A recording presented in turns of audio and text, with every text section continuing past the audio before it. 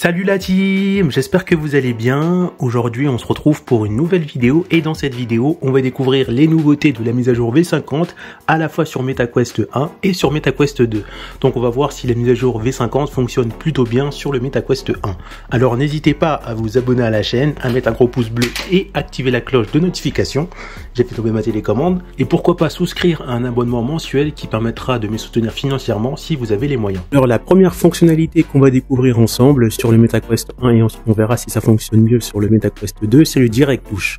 Donc ça permet de pouvoir naviguer avec le panneau que vous voyez ici en utilisant les mains, en appuyant comme si par exemple le panneau principal était un écran tactile. Donc je vais l'activer, voilà. Donc je fais quitter parce que j'essaie d'utiliser et là je vais déposer les Oculus Touch. Donc j'ai fait exprès de commencer à utiliser cette fonctionnalité avec le MetaQuest et ensuite je le ferai avec le MetaQuest 2. Pour que vous puissiez voir que même si Meta néglige le MetaQuest 1, on a quand même cette chose qui fonctionne sur le MetaQuest 1. Donc voilà, hop, donc on attend que mes mains apparaissent. Et là vous pouvez voir que, hop, si j'appuie là, ça me permet vraiment de contrôler ça. Donc ça fonctionne bien sûr sur le MetaQuest 2 et on verra bien sûr après si ça fonctionne mieux sur le MetaQuest 2. Donc voilà, on va aller, je sais pas, ici, tac. Donc là je suis dans le store et vous pouvez voir que je peux aisément, par exemple je sais pas, cliquer là, voir en détail. Donc on a un peu des bugs quand même. On verra si sur le MetaQuest 1 on a moins de bugs. Donc voilà, ça permet vraiment, par exemple je clique sur l'image, je descends, je peux revenir en arrière en appuyant. Donc on a quand même certains bugs, je dois dire, on va dire la vérité, ça bug quand même un peu. Mais dans l'ensemble ça fonctionne plutôt bien. Et ça permet, comme vous pouvez le voir, d'avoir une sorte d'écran tactile virtuel, enfin un écran tactile dans la réalité virtuelle. Et c'est quand même assez bizarre le toucher, parce que là en fait, je pousse l'écran, mais je sais pas, c'est une sensation un peu bizarre. Mais vu que je suis habitué, c'est pas très bizarre. Hop. Donc maintenant qu'on a testé cette fonctionnalité là avec le MetaQuest 1, on va la tester également avec le MetaQuest 2. Donc on se retrouve sur le MetaQuest 2, Oculus Quest 2 et on va également tester cette fonctionnalité. Donc je clique ici, paramètres pour les personnes qui souhaitent savoir comment on active ça, ici et là j'active. Donc là on va passer, parce que je sais déjà l'utiliser, je dépose les Oculus Touch, cette fois-ci du MetaQuest 2 et on va tester tout ça. Donc je bouge un peu mes mains pour... voilà. Donc comme ça, ouais, j'ai un peu l'impression que ça marche mieux sur le Quest 2, le Direct Touch. J'ai l'impression que ça fonctionne beaucoup mieux sur le Quest 2. On va faire ce que j'ai fait avec le Quest 1. On va cliquer, tiens, je sais pas, là, hop. On va cliquer sur celui-là. Tac. Ouais, j'ai un peu l'impression que ça fonctionne mieux sur le Quest 2.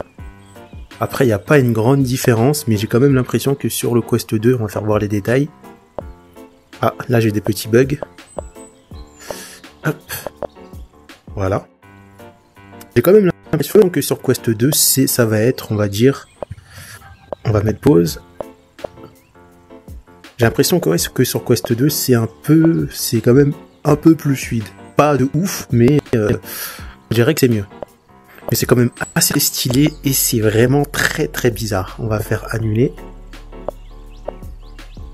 Ouais, c'est vraiment très bizarre, hein, le fait de pouvoir toucher. En fait, tu touches un panneau, mais tu touches pas physiquement. C'est... je suis mal à l'aise au niveau des doigts parce que mon cerveau il doit pas comprendre pourquoi je touche un truc, mais j'ai la sensation de le toucher, mais j'ai pas la sensation... Enfin, je sais pas comment dire, en fait, c'est comme si... Je touche quelque chose, je vois que je le touche, mais j'ai pas la sensation, pardon, de le toucher. C'est une sensation assez particulière. Donc on peut voir que ça fonctionne plutôt bien sur le MetaQuest 2. Je dirais que ça fonctionne mieux sur le MetaQuest 2, mais ça fonctionne quand même assez bien avec le MetaQuest 1. Donc maintenant, on va voir ensemble une autre fonctionnalité, encore de la mise à jour V50, qui fonctionne également sur MetaQuest 1. Là, je vais faire ça sur MetaQuest 2. C'est ici, vous activez paramètres avancés de la caméra, continuez.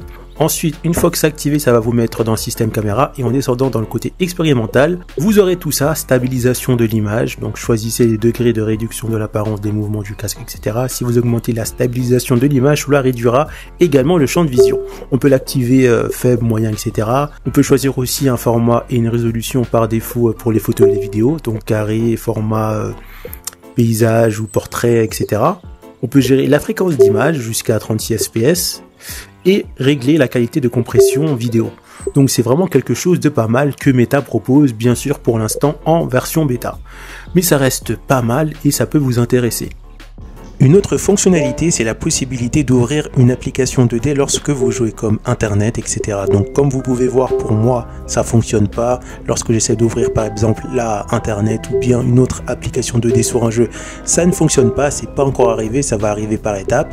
Mais si vous avez déjà la mise à jour 50, peut-être que ça fonctionne. Malheureusement, je ne dispose pas encore de cette fonctionnalité-là, bien que j'ai la mise à jour V50, ça va arriver un peu plus tard.